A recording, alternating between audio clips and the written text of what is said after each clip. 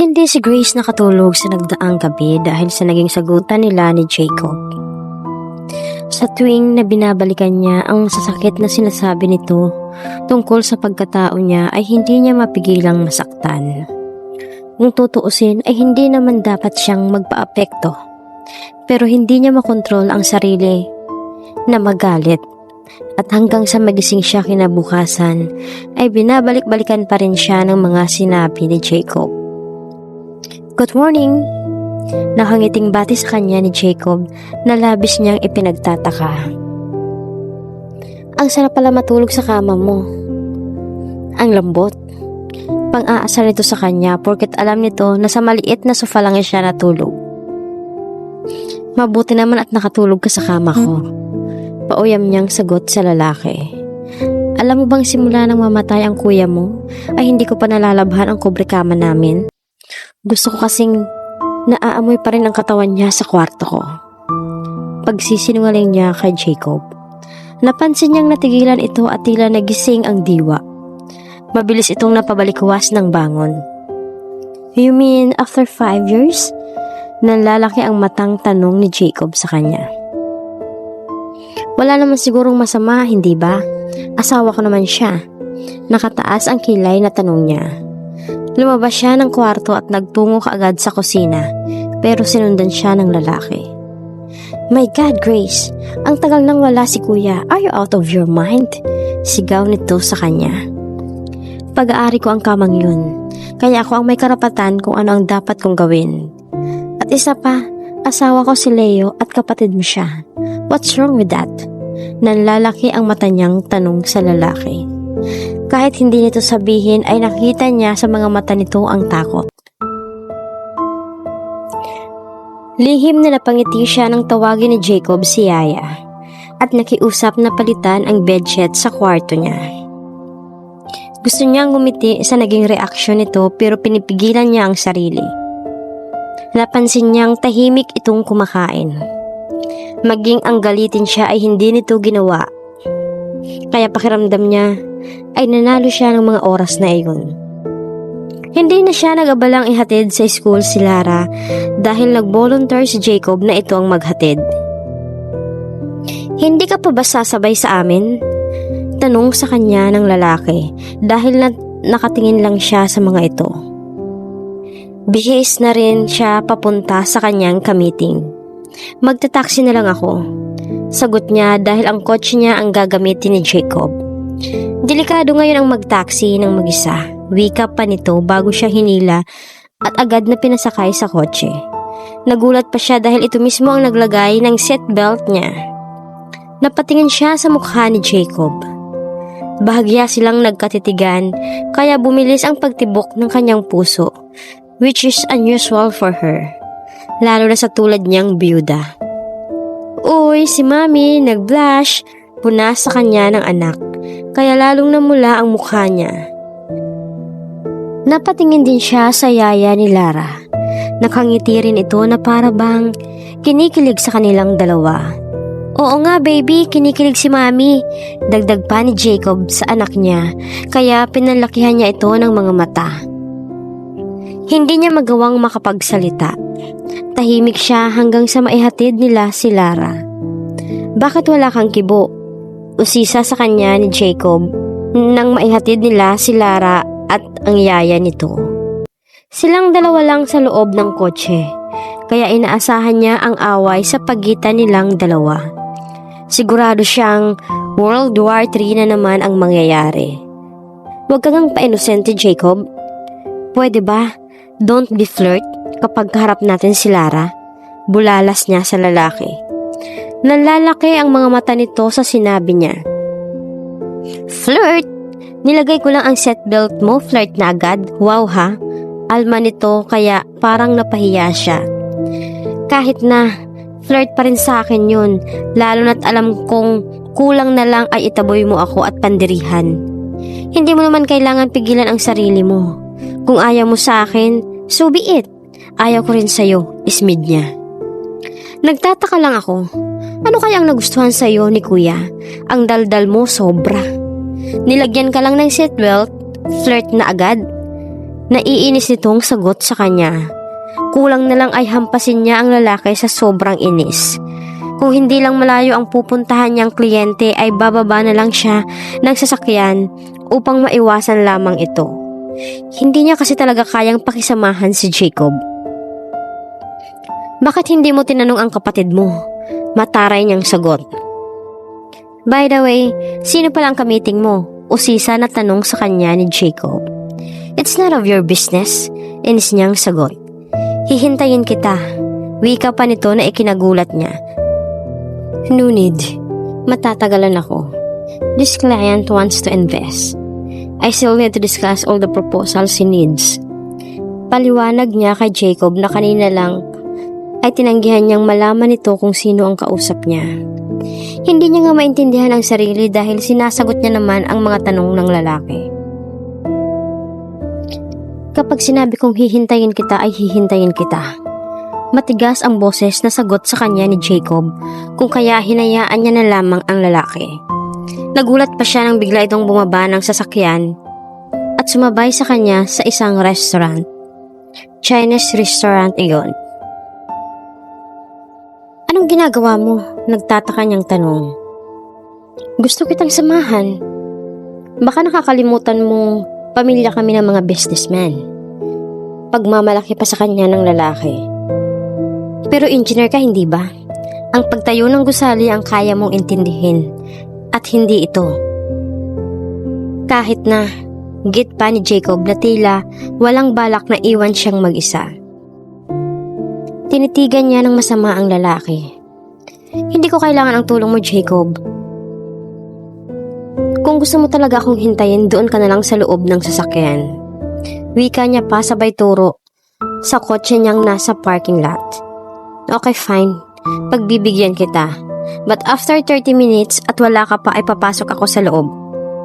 Wika pa nito kaya ikinumpas niya na lang ang kanyang kamay para tumigil na ang lalaki. Hindi niya malaman kung ano ang drama nito at biglang naging concern sa kanya.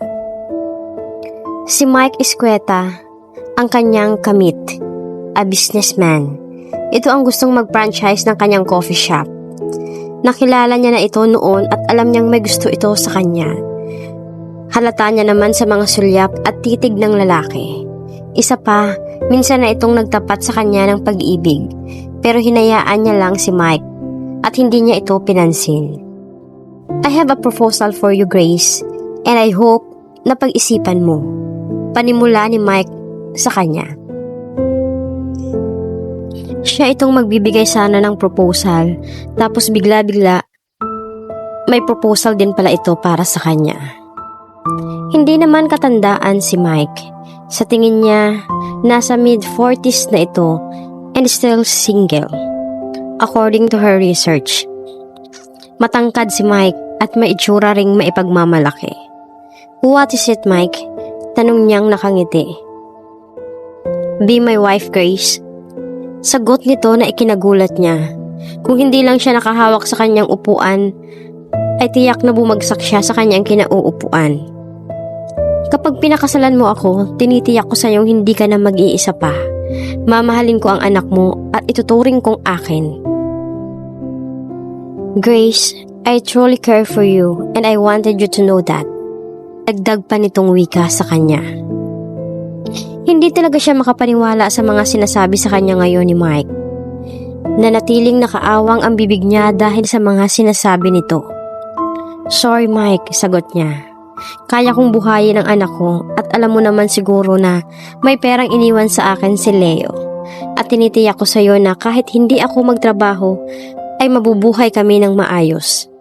Sagot niya sa mahinahong salita. Kung pwede lang talaga mag-walk out ay gagawin niya. Hindi niya kasi gusto ang mga sinasabi sa kanya ni Mike ngayon. I hope you'll consider my proposal, Grace. As I mentioned earlier, pag-isipan mo munang mabuti ang inaalok ko at hindi mo kailangan sagutin kaagad. Hindi mo rin kailangan magalit sa akin. Nakangiti pang wika sa kanya ni Mike. Sa tingin ko, hindi ko na kailangan pang pag-isipan dahil wala na akong balak pang mag-asawa, Mike. Sagot niya rito kung kaya napalunok si Mike sa kanyang sagot. Bigla niyang naisip si Jacob na naghihintay sa labas ng restaurant. Tiyak niyang bagot na ito sa paghihintay sa kanya, lalo pa at lumampas na sa 30 minutes ang palugit na binigay nito sa kanya. Hiling niya lang sana na wag siya nitong sundan. Tiyak kasi na hindi nito magugustuhan ang sinasabi ni Mike. Baka mamaya ay sabihin pa nitong nakikipag-date siya kay Mike at hindi business ang kanilang pagkikita. Tinitiyak ko sa iyong magbabago ang pananaw mong yan. Wika pa ni Mike sa kanya. Kaya hindi na lamang siya sumagot. Ang totoo niyan ay mabait naman talaga si Mike at wala naman itong pinakitang pambabastos simula nang makilala niya ito. Sadyang hindi niya lang talaga siguro ito gusto. Tingnan natin, tanging sagot niya sa lalaki. Sinimsim ni Grace ang orange juice na in-order niya kanina bago siya nagsimula ng kanyang proposal para kay Mike. Mike immediately signed her proposal nang simulan niyang sabihin ang tungkol sa franchise ng kanyang coffee shop. Hindi naman ito nagdalawang isip na mag-franchise sa kanya at wala itong kahit anumang tanong.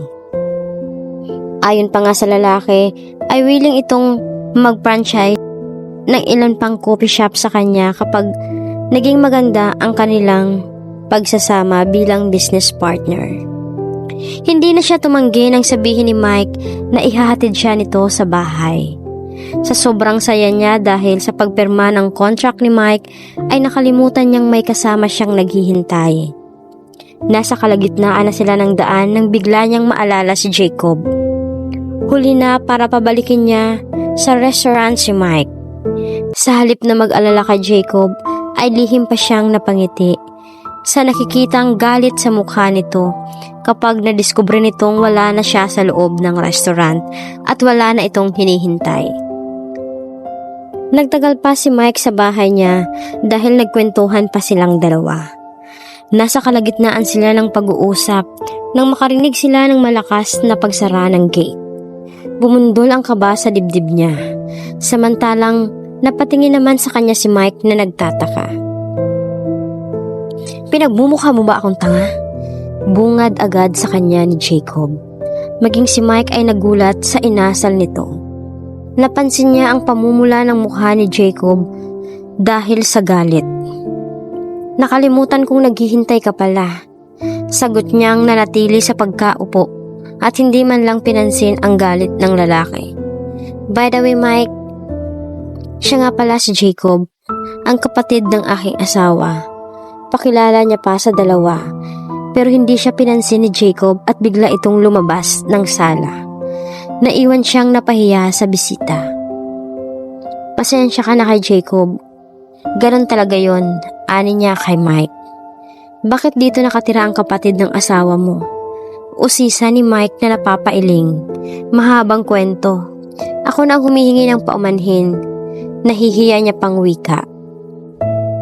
Kahit alam niyang magagalit si Jacob dahil sa pang-iiwan niya rito, ay hindi niya naman inaasahan na babastusin siya nito sa harapan ni Mike.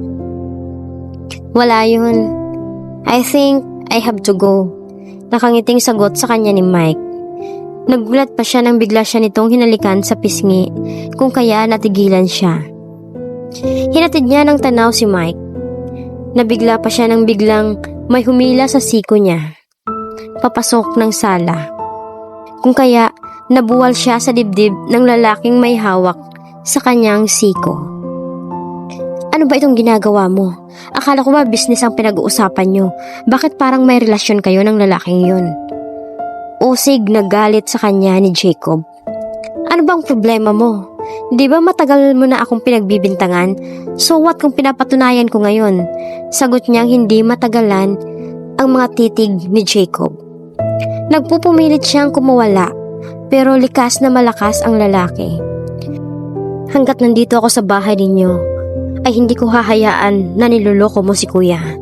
Kung gusto mong manlalaki, wag sa bahay ng kapatid ko. Dalhin mo sa impyerno yung lalaki mo. Sagot sa kanya ni Jacob na galit na galit. Pamamahay ko itong tinirhan mo at karapatan ko kung sinong lalaki ang dadalhin ko rito.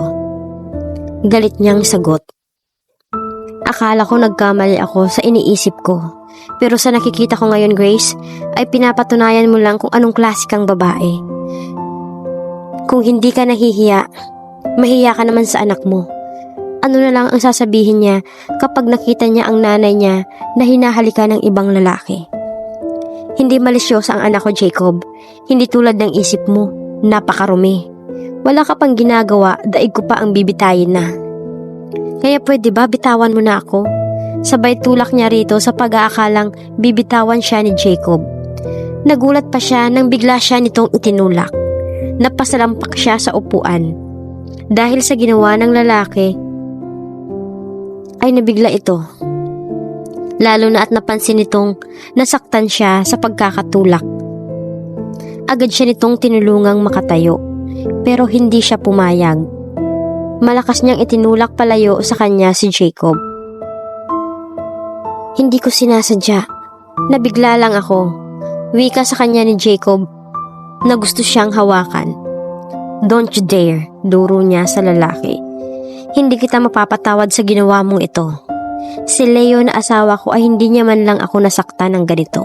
Pero ikaw, na hindi naman kita kaano-ano ay nagawa mo ito?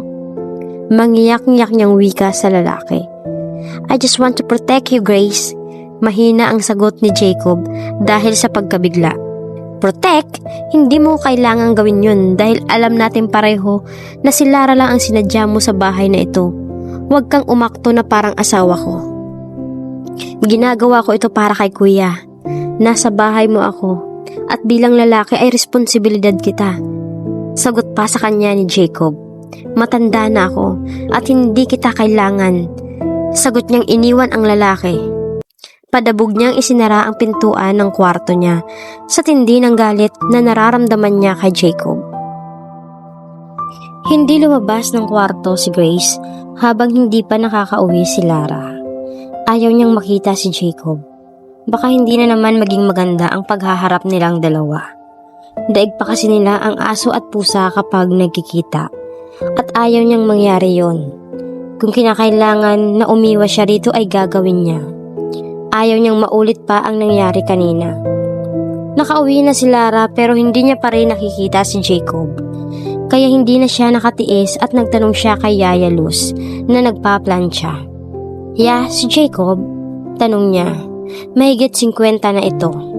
Yaya pa ito ni Leo noon, kaya nang magkaroon ng asawa si Leo, ay sinama ito ng kanyang asawa sa magiging bahay nila. Para na daw kasi itong ina ni Leo. Maging siya ay itinuring din na anak ni Yaya Luz. Nagkaroon siya muli ng ina sa katauhan nito, lalo pa at bata pa siya nang naulila. Namuhay siyang mag-isa hanggang sa nakilala niya si Leo. Ito ang tumupad sa pamilya na matagal niyang pinangarap, pero agad din namang binawi sa kanya. Kanina ko pa nga rin hinahanap. Ang paalam niya sa akin ay may pupuntahan lang siya, pero maghahapunan na ay wala pa rin. Sagot sa kanya ni Yaya Luz. Hindi niya tuloy maiwasan ang hindi mag-alala para sa lalaki. Pasensya na po kayo kung naririnig mo ang nagiging sagutan naming dalawa. Hindi ko lang talaga mapigilan. Hingi niya ng paumanhin sa matanda. Alam ko naman yun. Pero anak, sana bigyan mo ng pagkakataon si Jacob. Tulad ni Leo ay mabait din si Jacob. Siya kasi ang tipo ng tao na walang tiwala sa kapwa. Sagot pa ni Yaya Luz sa kanya. Napatingin siya sa matanda. Hindi tunay na anak si Jacob ng mga Alvarez at tanging si Leo lang ang tumanggap sa kanya. Kaya nang mamatay si Leo ay hindi niya matanggap. Sa tingin ko kaya siguro hindi kanya matanggap noon dahil alam niyang kapag nag-asawa si Leo ay maiiwan siya sa bahay nila. Iniwan siya ni Leo ng dahil sa'yo. Kwento ni Yaya Luz sa kanya na kanyang ikinagulat. Hindi ko po alam ang tungkol dito. Dahil wala namang sinabi si Leo tungkol sa pagkatao ni Jacob. Sagot niyang hindi makapaniwala sa nalaman. All the time ang alam ko ay tunay silang magkapatid. Lalo pa at Hindi ko naman nakikitang iba ang trato ni Mama kay Jacob. Dagdag niya pa. Dahil mahal ni Leo si Jacob. Gusto niyang iparamdam kay Jacob na kakampi siya nito pero hindi sa lahat ng oras ay magkasama sila dahil dumating ka sa buhay ni Leo. Sagot pa sa kanya ni Yaya Luz. Nakaramdam siya ng awa kay Jacob. Kahit papano ay naiintindihan niya na ito kung bakit ganun na lang ang galit nito sa kanya simula na maging asawa niya si Leo. Iyon ay dahil nawalan ito ng kakampi. Kung maganda lang sana ang trato ng mama ni Leo kay Jacob ay hindi siya magiging ganyan. Akala mo lang siguro ay mabait ang biyenan mo. Pero hindi, dahil hindi niya tinanggap si Jacob.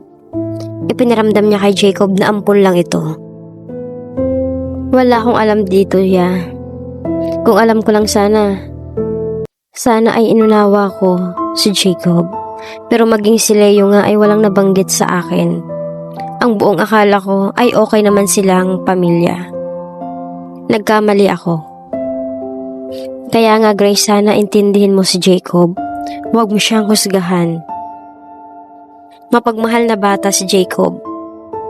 At alam kong mahal niya rin si Lara. Ngumiti ako sa sinabi ni Yaya Luz.